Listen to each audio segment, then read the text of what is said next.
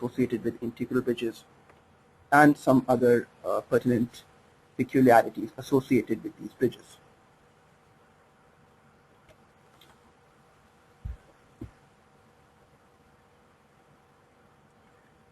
So, since we're all structural engineers, we don't really have to focus on what an integral bridge is. A real question that can happen is why we would want to consider integral bridges.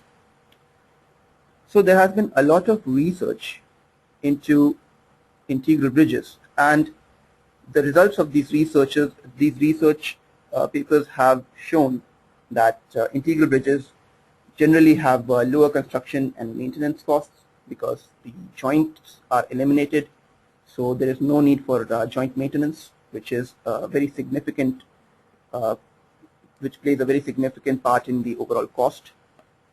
So this research was by Young, Ryman, and others. There is improved seismic performance since the entire bridge tends to act more uniformly as a single unit. Fewer piles are required for foundation support, and no battered piles are needed. This was from a research done by Burke. Construction is very simple and rapid. Again, research by Burke, Ganga Rao, Wasserman, and Walker. And greater end span ratios are achievable.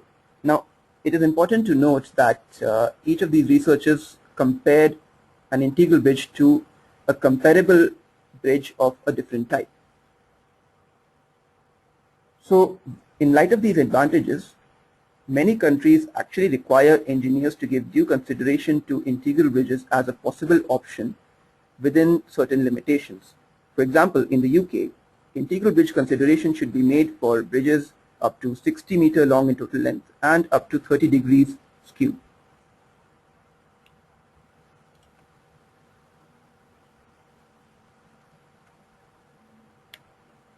Now, what are the disadvantages of integral bridges? Well, first of all, whenever we construct a bridge that is supported on abutments, the backfill is usually compacted to avoid settlement problems. But in case of integral bridges, this actually increases the passive soil pressure behind the abutment and therefore the overall earth pressure effects on the entire bridge. Conversely, one might think that okay, we can reduce the compaction behind the abutment, but well, this can obviously result in a support loss for approach slab for the integral bridges. So most codes specify a sort of sweet spot wherein the compaction is not too high so as to induce very high stresses on the abutment, and not too low so as to avoid the support loss for the approach slab. Drainage problems can also occur very close to abutments. Then we can have cracks in wing walls due to rotation and contraction of superstructure, particularly due to temperature loadings. Skewed integral bridges can rotate with cyclical loading variations in earth pressure. Particularly in case of skew bridges, the earth pressure induces a rotation within the deck, which has to be resisted by the abutments or by the intermediate supports, if there are any. Limit on the length of integral bridges. So this was from a research by Arsoy and others. So the integral bridge length has a limit on it, imposed on it. It cannot be used for very long structures. And integral abutments are suitable only if lateral movement of each abutment is less than 51 millimeters. Again, this is from a research by Burke.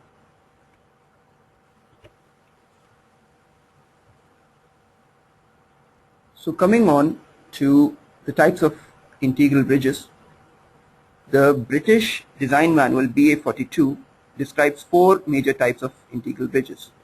We have the frame abutments, which are the fully integral bridges.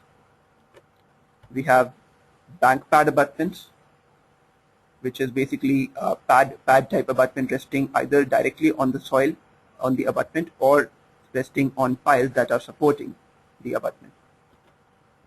Flexible support abutments, which is just another name for abutment for sleeved pile abutments. So you have the piles resting within sleeves so that it is separated from the rest of the soil mass, and semi-integral end screen abutments.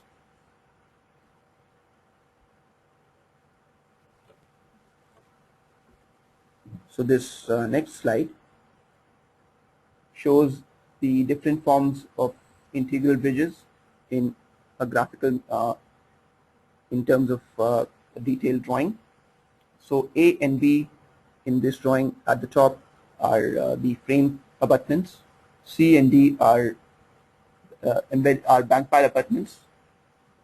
E and F are end screen abutments.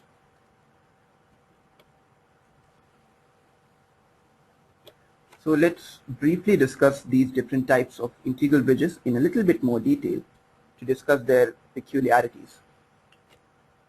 Frame abutment is effectively a portal frame wherein you have full moment continuity between the deck beams and the supporting structure at the ends. It is important to note that the presence of intermediate supports does not alter the basic frame behavior.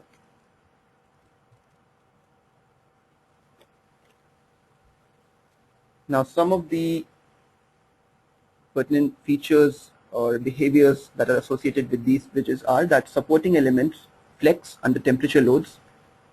Limit equilibrium methods can easily deduce the soil pressure behind the frame abutments, but soil structure interaction is recommended for embedded wall type abutments.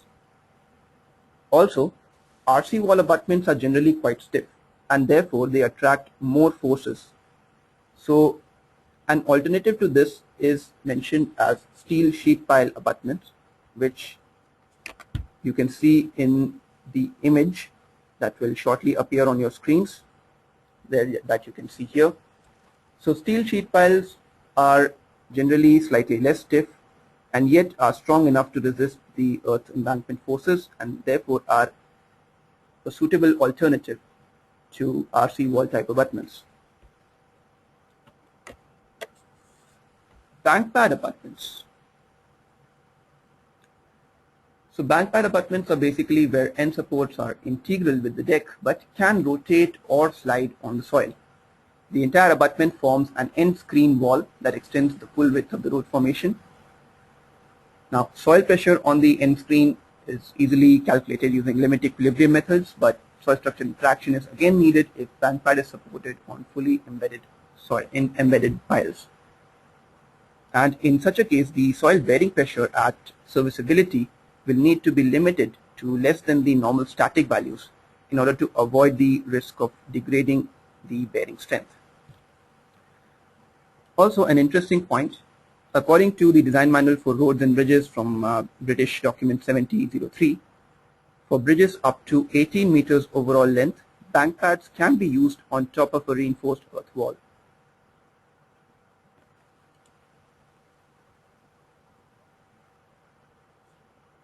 Let's come on to flexible support abutments. So as I had mentioned before, flexible support abutments are those wherein the pile is separated from the soil mass by the use of a sleeve. So the sleeves can be made either of polythene or unplasticized PVC piping, but there are simultaneously, because the soil structure interaction, soil pile interaction in this case is negated, there is concern for buckling length that is within the sleeve.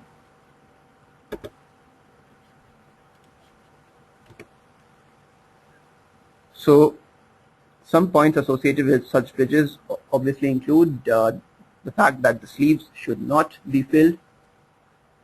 They should be disconnected from the end screen wall at the top.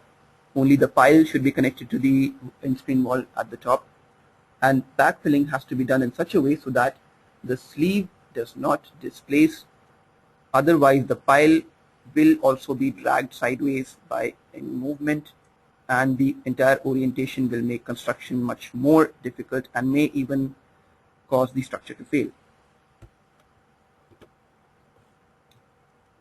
Finally, let's come on to semi-integral end screen abutments.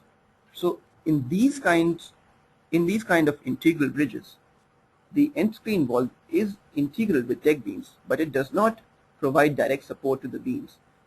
Structural support is provided from some other arrangement, for example, bearings that can accommodate the horizontal displacement and the vertical reactions.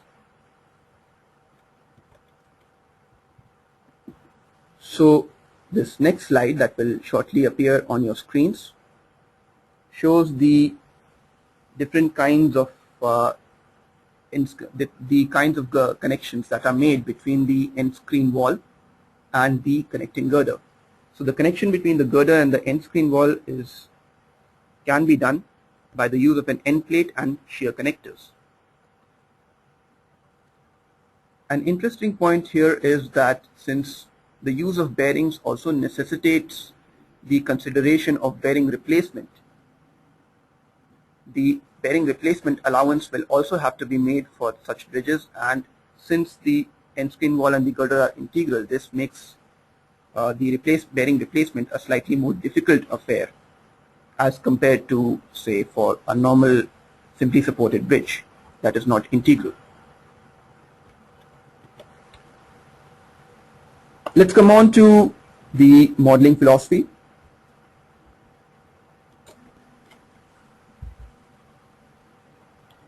So, no matter what software you use, abutment can generally be modeled as a plate, or as solid elements.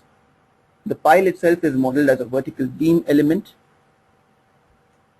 Now, with respect to consideration for soil structure interaction, there are three main modeling techniques. First is the equivalent cantilever method that is used very, very extensively for piles. The equivalent spring method, which has provisions for both abutment and piles. And the third method, needless to say, the meshed finite element model for soil structure interaction. So first of all, let's consider the equivalent cantilever method. As I said, it is one of the most common modeling methods available. The pile behavior is simplified by the use of an equivalent pile length based on the stiffness properties of both the soil and the pile. This method is also called the rational design method and was first referred to as such by Abendroth in his research paper in 1989. So the main purpose here is to construct an equivalent beam column having a fixed base at a certain depth. The head of the pile can be modeled either as a fixed or as a pinned connection, depending on the type of integral abutment detail specified. For example, you can use fixed support at the top for a full integral abutment, or pinned for pinned or semi-integral abutment connection at the top.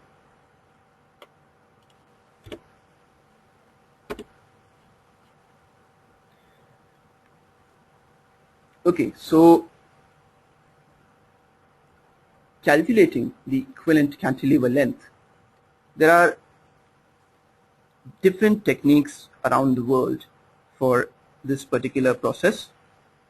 Now, it is an interesting thing that both the ARSTO LRFD as well as the Eurocode, the two most major codes in the world today, they do not give very direct or very detailed specifications on calculating the equivalent cantilever length. As a result, in the case of US, different states have different methodologies and different techniques for calculating this particular length based on their own soil conditions within their particular states. These equations that you see before you on your slide, I have taken these equations from the Integral Bridge Design Manual from Vermont Department of Transportation. Vermont is a state in the northeast of United States. So these are directly based on the ARSTO LRFD specifications. Since the Eurocode is also vague in this, I can recommend to our attendees to get more guidance from the Design Manual of Roads and Bridges, that is the BA42, the British non-complementary contradictory information document. So in these equations, you can see that we have different parameters for both cohesive and cohesionless soils. So here we use the stiffness of the pile and the horizontal subgrade modulus. As a rule of thumb, one can guess that the equivalent length will be between 3 to 9 times the pile diameter. And it should also be noted that this depth to fixity is potentially a function of the direction of loading, because pile group effects may be different longitudinally and transversely.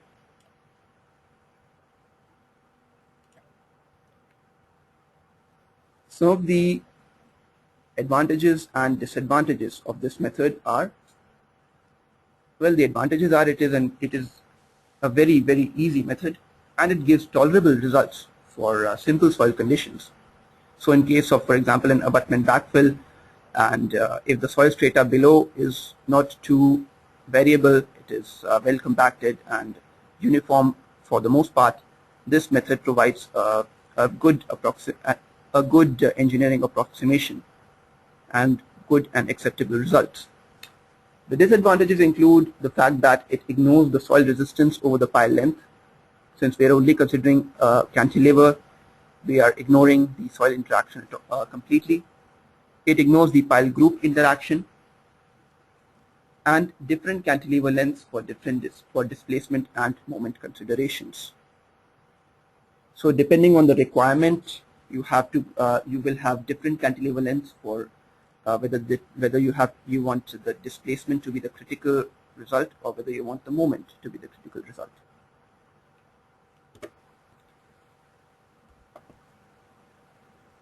An interesting software approach from, again, the Integral Abutment Bridge Design Guidelines from the Vermont Department of Transportation.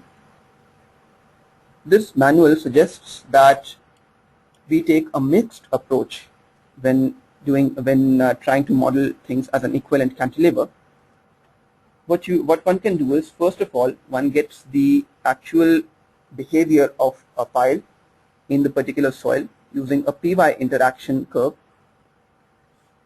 Then this pile is divided into two major zones, upper zone and lower zone. So you can see in the slide before you, the upper zone is the one where the pile resists both flexure and axial force. The lower zone is the one where the pile resists only axial force.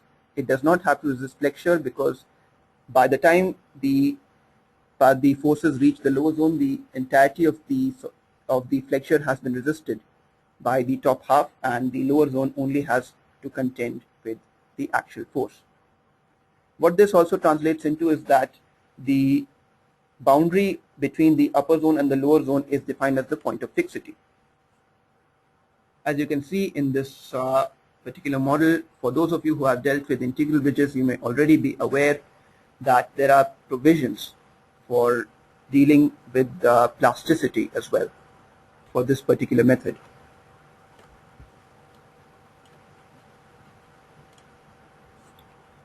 Let's move on and come to soil springs. So at its very basic, a soil spring is simply a representation of the equivalent stiffness of the soil backfill. There is limited consideration of nonlinear soil behavior depending on how you model the stiffness of the spring. For example, if you consider the spring to be nonlinear or multilinear in case of our software, the nonlinear behavior can be reflected slightly. There are several theories that are available to model this kind of behavior using springs. Chief among them include Peterson, Lehane, and Lade. So in this presentation, as well as in the software itself, we will be discussing the Lehane model for abutment backfill and the Matlock and Rees models for pile springs. Coming to abutment springs.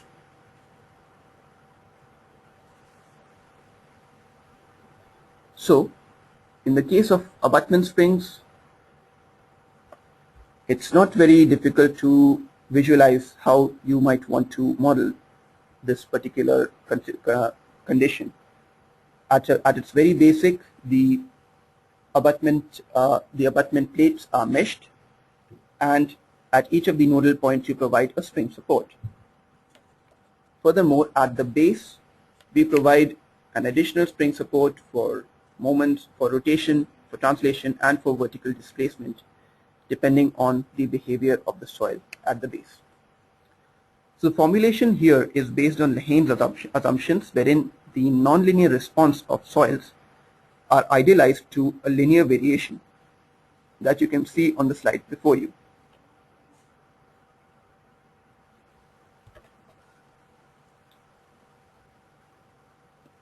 Up next, we have pile spring formulation. So this formulation was first suggested by Matlock and Rees in 1970. Basically, PY curves are utilized to calculate the soil spring stiffness at different intervals. The relationship between the lateral soil resistance and the lateral displacement Y at a specific depth X is shown in this figure, which you can see here. And from these data, we are able to calculate what the pile spring stiffness would be at different intervals. Now, for those of you who are interested in the formulae and in the exact equations that have been used, I will not be showing them in this webinar, but they are available on our help manual. Just press F1 if you are using MIDAS Civil. You can refer to our online help manual, wherein under the integral bridge springs, the complete formulation is shown.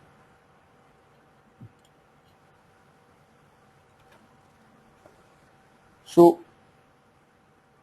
what are the associated advantages and disadvantages with these springs? Well, first off, at least we have considered the effect of soil stiffness on the pile length. Of course, it is not an accurate representation, but rather a discretized one. Still, it is a rough approximation of the phenomenon, and the behavior of the whole pile can be seen. So, in the equivalent cantilever method, we were modeling an equivalent cantilever that was much shorter than the actual pile length. In this case, however, the entire pile behavior can be seen.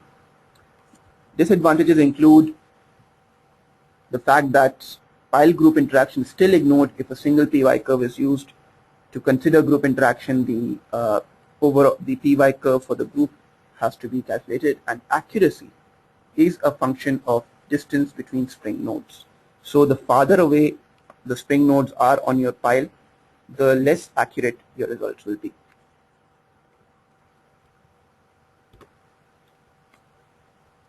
So a very obvious question that may be coming is which method should be used and when.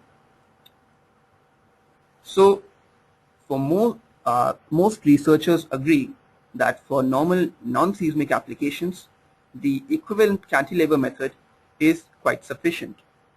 But in case of seismic analysis, in case of seismically susceptible projects, spring models should be considered.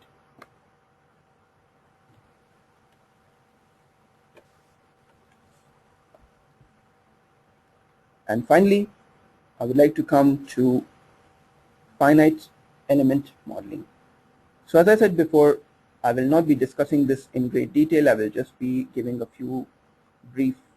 brief introduction of what this is and what are the philosophies behind it.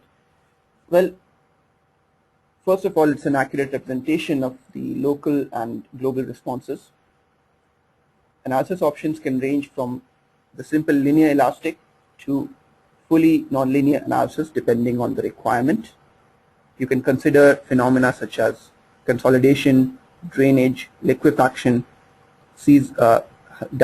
nonlinear seismic interaction with the soil structural interactions, and several other phenomena that are very different and that can only be achieved by analyzing in a finite element model. On the slide before you, you also see several material models like Mohr-Coulomb, Drucker-Prager, von Mises, hyperbolic, Diemen, Towata, Bowles, And of course, this is nowhere near an exhaustive list. There are a huge number of other material models that are still being made even as we speak.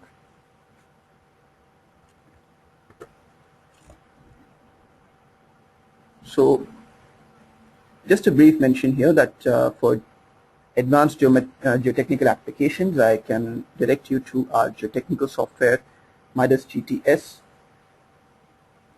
which if you have attended the previous webinars for MIDAS GTS, you will be aware of how powerful it is.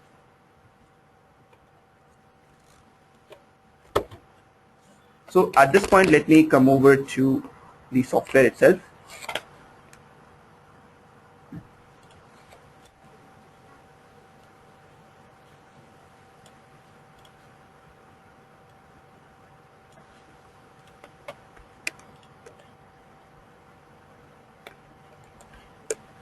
So this is the simple model of the bridge that I will be analyzing and designing today. A bit of information about this model. It's 40 meter long, 10.5 meter wide from girder to girder, and 14 meter wide from deck end to deck end. We have 4 abutment piles supported at each end support, and we have conducted construction stage analysis and applied loads such as temperature, earth pressure, surfacing, and parapet loads.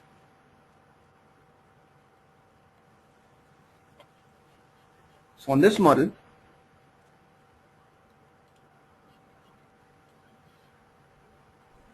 so let me come over and start from a partially completed model. For those of you who are interested in how this model will have been made from scratch, you can refer to our YouTube tutorial on integral bridges, which is very, very detailed and has step-by-step explanations on how this kind of a model can be made. So again, this is a composite section bridge. So steel eye girder supporting a concrete deck. So composite bridge design features will be used for this. So first of all, let me go ahead and create some load cases. So I'll create a load case for self-weight, some superimposed dead load,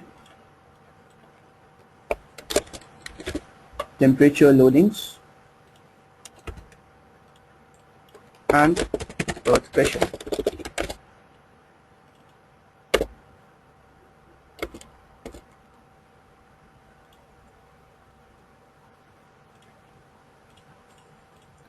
So we have these 4 basic loads available here with us. Now, let me just very quickly add the loadings themselves.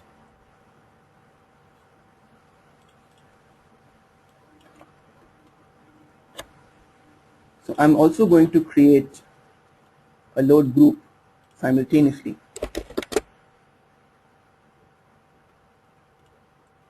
One load group for self-weight, one load group for SIDL, the superimposed dead load, one load group for the temperature loading, and one load group for earth pressure. So this one I add under self-weight, -1. So for self-weight, I only need to specify the direction of loading. Since in the material models, MIDAS already has the density of the material that is used, and it also has the volume of sections, it knows what the self-weight is. It only needs a direction in which it needs to act, that self-weight. Coming on to the surface loading, which will include the parapet and the finishing loads. So I'll put them all under superimposed dead load.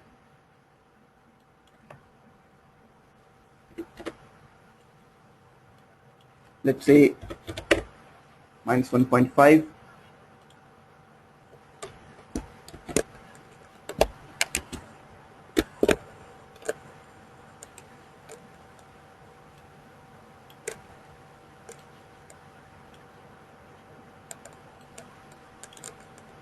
So I'm only selecting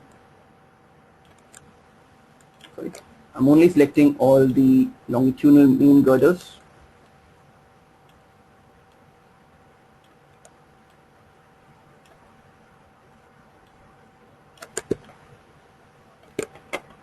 As you can see from here. Apply. And simultaneously, I'll add the parapet loading to the edge girders as well. So let me unselect these two.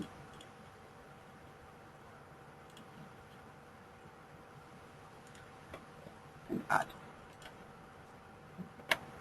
So that was about superimposed dead loads. For temperature loadings, I will go to the temperature option, and here I can add element temperature loads. So let me select all the main girders.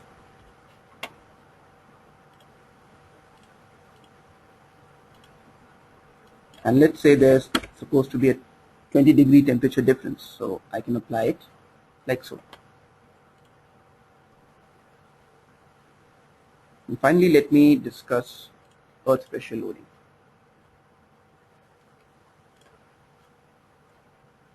So the earth pressure loading will chiefly act on the abutment. I'm considering the piles as fully embedded, therefore there will be no net earth pressure acting on the piles themselves. So let me activate only the abutment itself. So for those who are new to MIDAS, what I did here was I simply selected some elements and I chose to activate them. And what this does is similar to hiding away layers in AutoCAD. If you want to work on just one layer, you hide away all the other layers in AutoCAD. This is something similar. You have hidden away the rest of the model and you're working only with the part of the model that you are interested in. So here I will apply under static loads. I have the hydrostatic pressure loading, which is also applicable to the plate to earth pressure loading types. Let me select earth pressure, earth,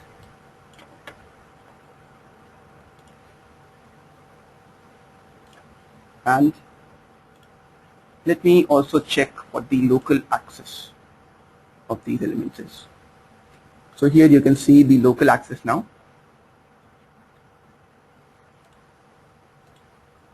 So I'm assuming that the reference level is 0 meters. There's a constant intensity. So whatever the initial loading could be from the slab overhead, from the approach slab, or the pedestrian loadings that could be applied onto the top of the abutment. So whatever initial intensity is there, let's say maybe 10. Gradient intensity, I'm considering the self weight as 19 for dense sand, and select everything.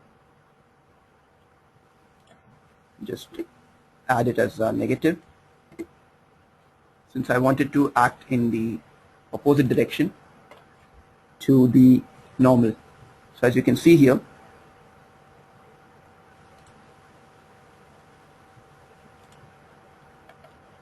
it has been created. Now, coming on to time-dependent properties. Integral bridges are also very susceptible to creep and shrinkage effects because of the nature of the deck and abutment connection. So in order to consider creep and shrinkage effects, MIDAS has a very full database for this purpose. So here we have complete database of the major creep codes around the world. So you have CBFIP, the ACI, PCA, ARSO, LRFT, the Indian standard, the European standard, and recently we implemented the Australian standards as well. So in this case, let me use the European standard. Say creep.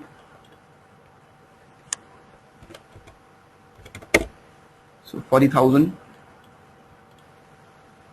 rotational size of member. I'm just putting it as 1 at the moment. And here you can see the result of the creep, how the creep curve will be formed.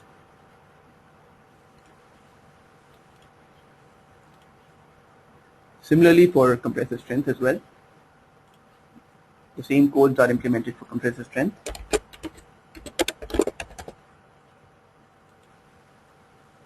Once again, and in this case I'll put 48,000.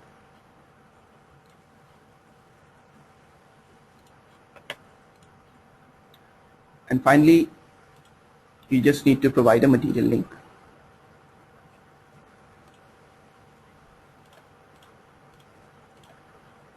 So C4050. So here all the materials are provided, and also for the deck.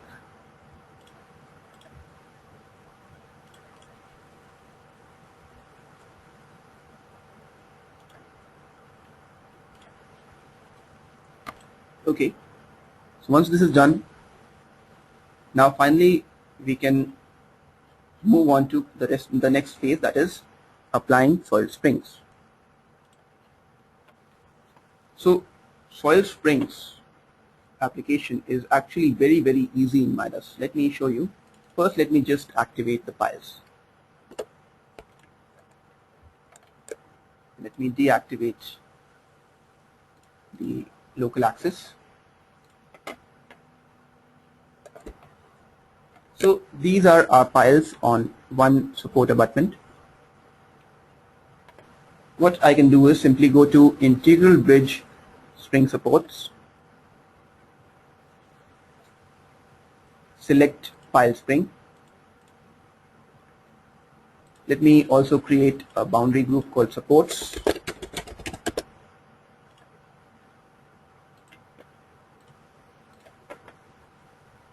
And from here I can choose what kind of material, what kind of soil I would like to design for. We have options for sand, for soft clay, and for stiff clay. So depending on the strata that you are designing on, you can choose it. So ground level is 0. My pile diameter here is 1. I'm choosing a coefficient of subgrade reaction as 15,000. Sorry, 150,000. Let's say. So this is the horizontal subgrade modulus, and this has to be calculated from the soil tests at the site.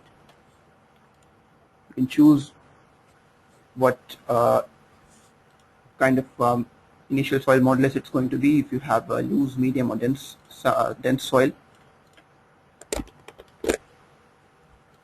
Use this.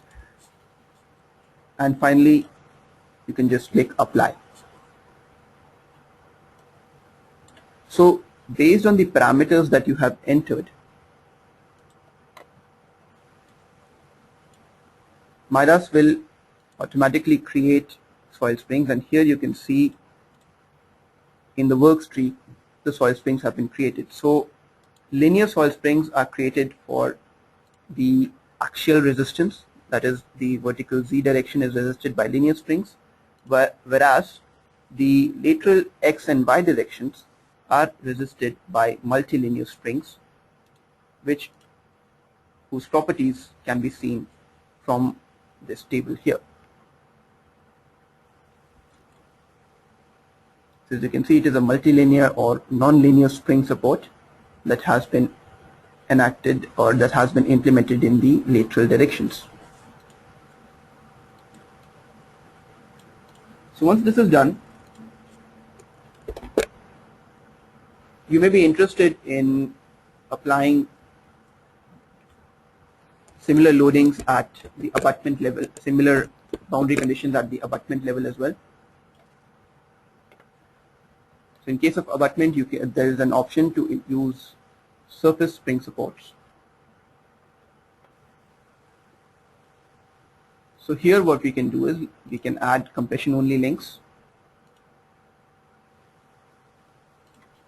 So here my local axis, again, if you will remember, it was in the negative x direction.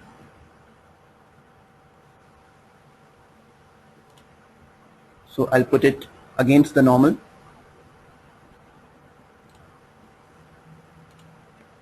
Or together with the normal, so that it acts only in that direction. And subgrade modulus as such.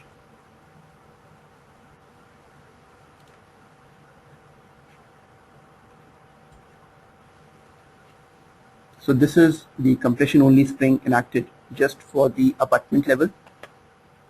Once this is done,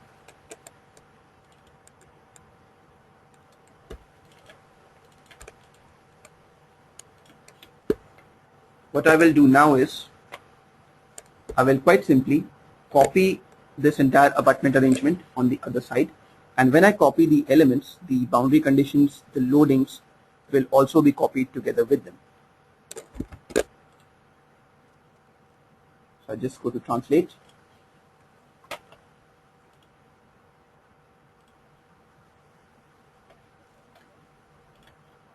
Say 40 meters, intersect node and element, and copy node and element attributes. So as you can see, all the attributes are now copied and they are present over there. Now, a point to note here is that they were copied exactly, which means the local axis of the plate elements is not correct over here. So the local axis can also be changed very easily. So let me go to element, change element parameters, and I will change the element local axis, reverse element local, and reverse element attribute as well. So as you can see, automatically whatever loadings were assigned to it, whatever boundary conditions were assigned to it, they are now also acting in the opposite direction.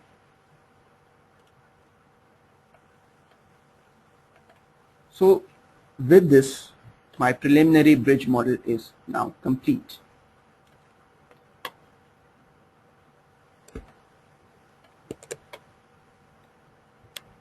At this point, all I need to do is go ahead and quite simply run the analysis, and I can get some initial results. Or what I can also do is I can go ahead and start creating for construction stages. So let me very briefly show you how we can apply construction stages in MIDAS Civil.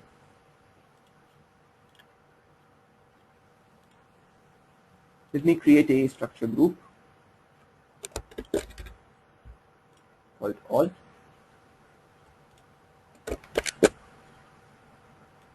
I'm simply adding everything in the structure group.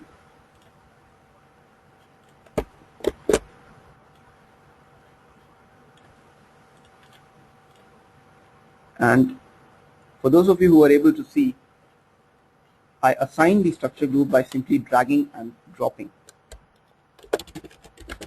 So this is a very useful feature, and this is prevalent throughout MIDAS Civil.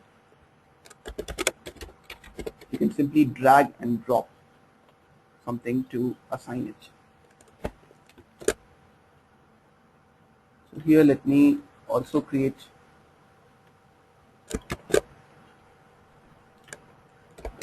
a structure group.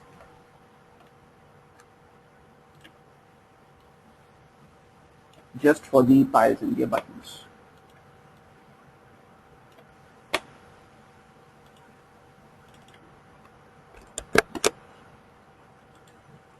And a structure group for the deck and girder.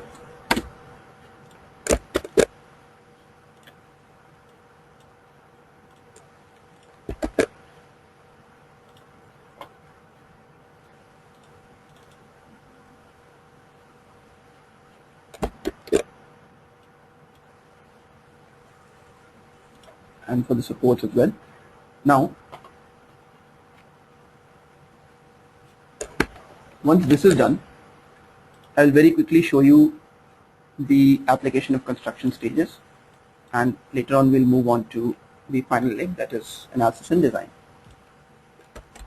Let's say in CS1, with the duration of 30 days, let's say we only have the abutment and pile, which are aged, let's say, an initial age of 10 days. Of course, it will depend on the construction staging. I'm simply entering data here for representative purposes. We will have all our boundary conditions active. The only loading here will be self-weight and earth pressure. Then in CS2, we activate our deck and girder, let's say again with an age of 30 days. No boundary and no load as of yet. And in CS3, let's say some very large value for consideration of creep and shrinkage, we add the superimposed dead load and the temperature loads.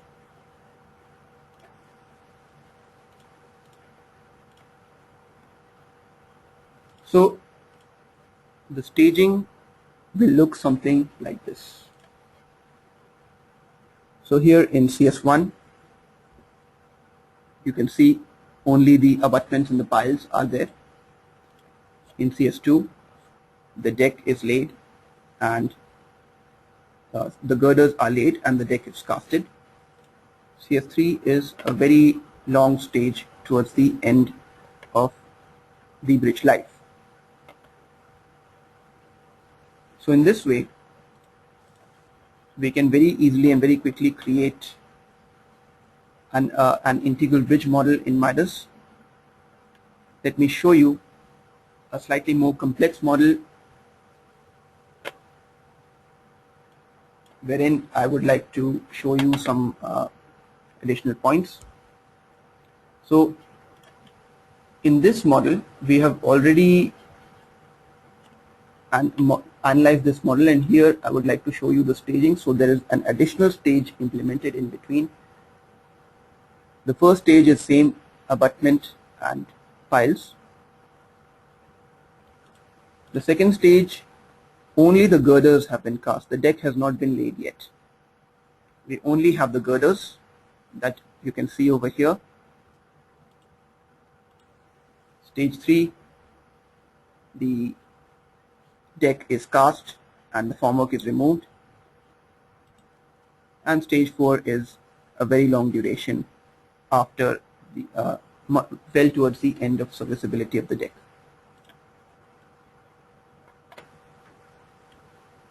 Okay,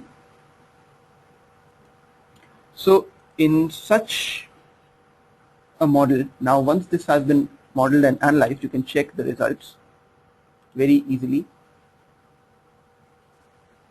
So for example, you can get the beam diagrams like so.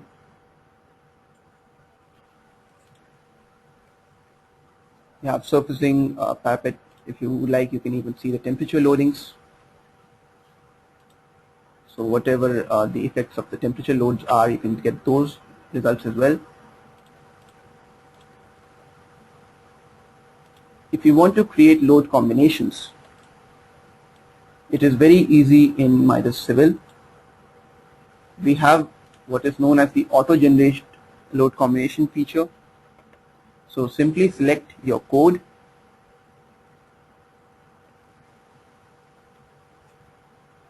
Just a simple selection of the code. So we have the American, the Indian, the Euro code, Taiwanese, Chinese codes, Japanese codes. So all the major codes are supported here. And simply click OK, and the load combination will be created automatically.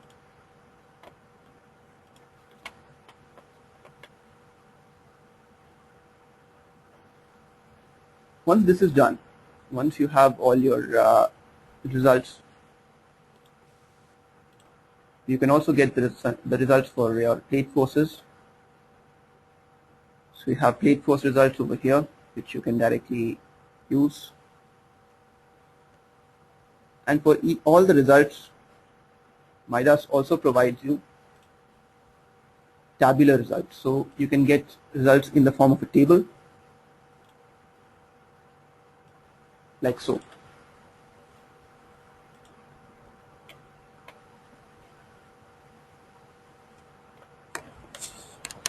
Let me move quickly on to the design part. So since this is a composite bridge, we have steel eye girders and we have an RC, we have the RC deck over it. So simultaneously we also have steel crosswebs. So let me show you the design for the steel crosswebs. So here I've selected the Eurocode.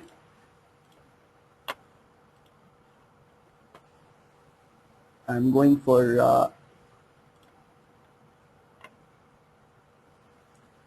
simple steel code check.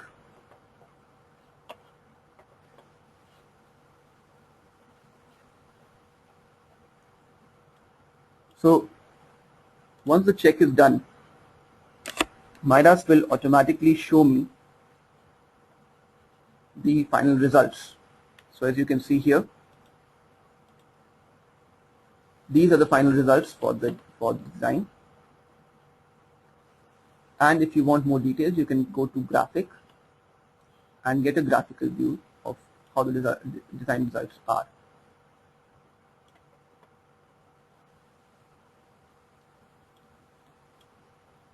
Furthermore, now this is a black box feature in a lot of softwares, that you don't get an idea of what the program is doing to calculate the design. All you get is the final design values.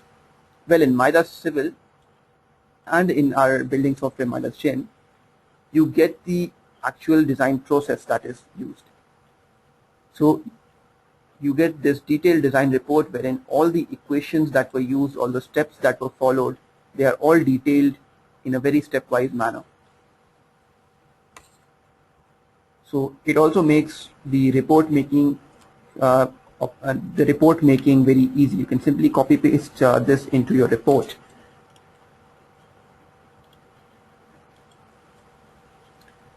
And furthermore, let's say if you're not satisfied with this section, if you feel that it is too uneconomical or too conservative, what you can do is simply select it, go to change.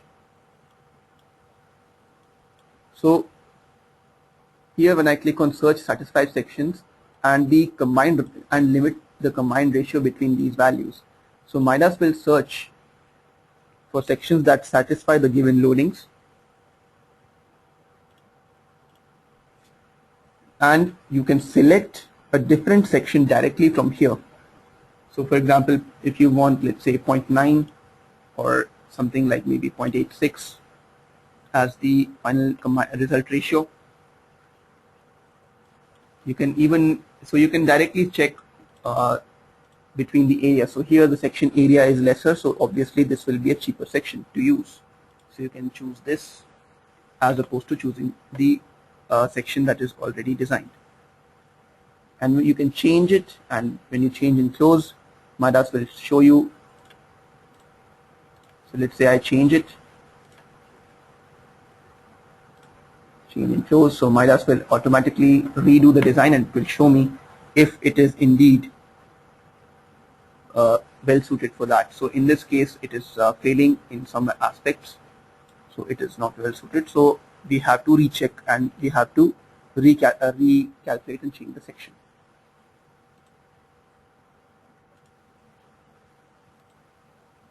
So coming on to RC design, once again similar steps have to be followed. So the design code is here.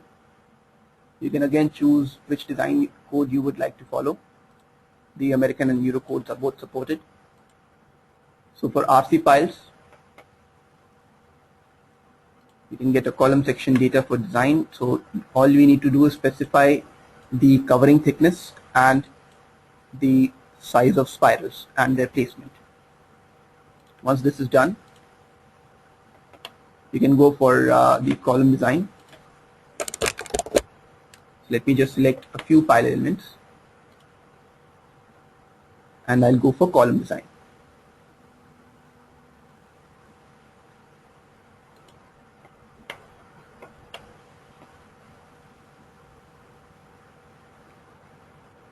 So once the column design is done, MIDAS shows again some very detailed results similar to the ones we saw for steel. So you can see over here, you can even draw the PM curve. So you can check with the PM interaction curve on where the how safe the section is. And once again, you can get detailed calculation reports by clicking on detail, and you get just about all the steps, all the equations, everything that was used.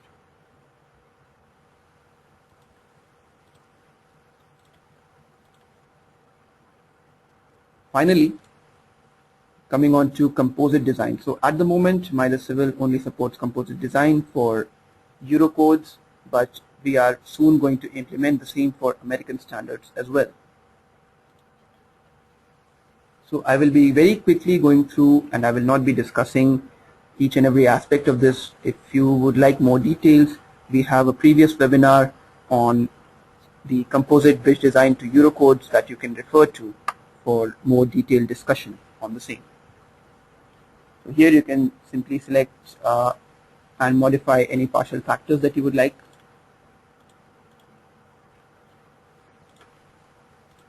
And choosing the design material.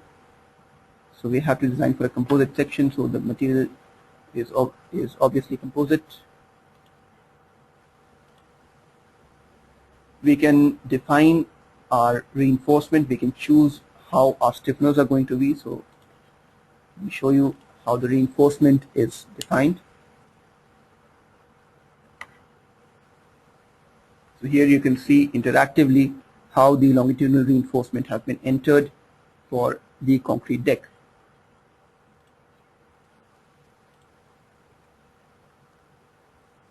Similarly, we can define our shear connectors and stiffeners. Once everything is done, we simply go ahead and we conduct design.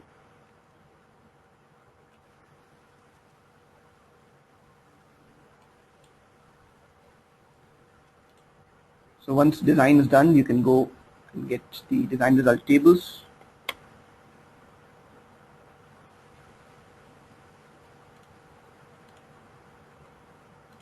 So for example, here you can get the bending resistance in the form of a table.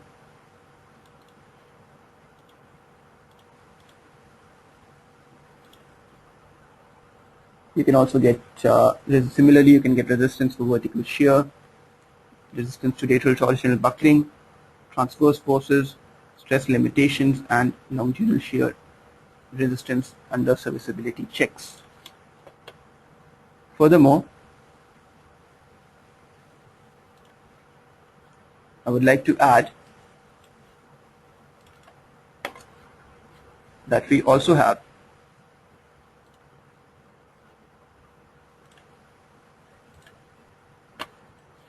the feature of creating an Excel report. So this is very similar to the detailed calculation report provided for steel and RC members. The option is available under Composite Design Print Results, and these are the Excel sheets that are created. So here you can see very clearly which equations being used and what are the calculation steps that are being followed. So everything is very stepwise, everything is very detailed.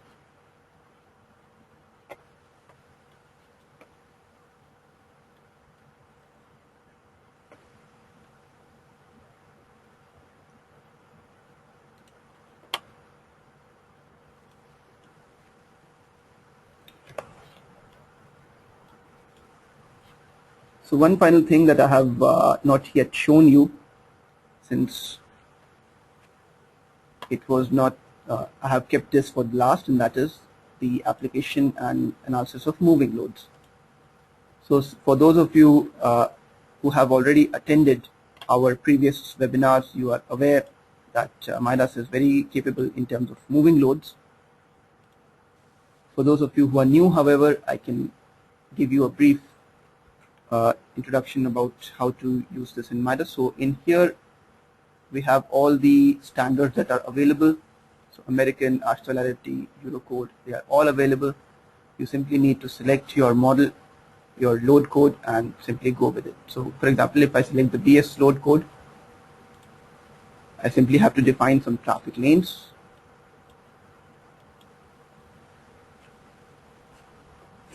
So like so, and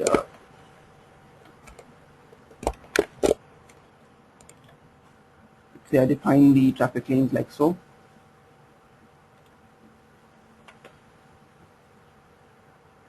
So this is a sample lane number 1.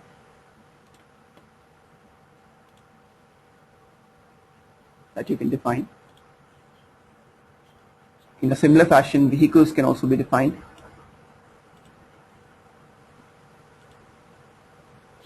So depending on the code you've chosen, you can simply select the vehicle that you would like to define, HA, HB, HA, and HB. And finally, you simply need to add a moving load case.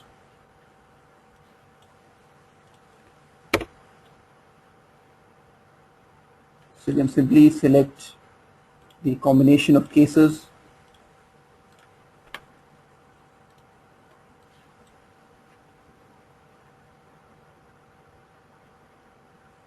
Simply select the lanes on which you want your moving load to act, and you are done. So it was a very simple 3-step process: create the lane, create the vehicle, and apply a moving load case. So with that, I would like to bring today's web session to a close.